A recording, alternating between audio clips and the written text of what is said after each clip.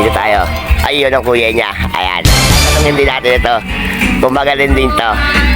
Ayan. Hoy, Francis, magandang hapon. Tapos! Yes! Oh, ang kapatid mo, may tanong ako ha. Ah! Tatanungin din kita ha. Tignan natin kung magaling ka rin ha. Oh, sige. So, mat tayo ha. Oh, sige, mat ha. Mat tayo, mat. Okay. 5 plus 5. 10! Wah, galing ang bilis yung bagot ha. Siyempre, English tayo. English naman, English. Ano English ng bahay? House!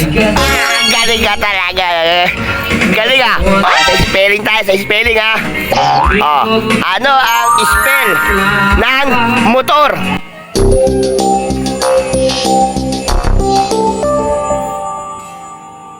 Ano tawag ng mama? Ay, ikaw pala yung tayo yan. Always happy.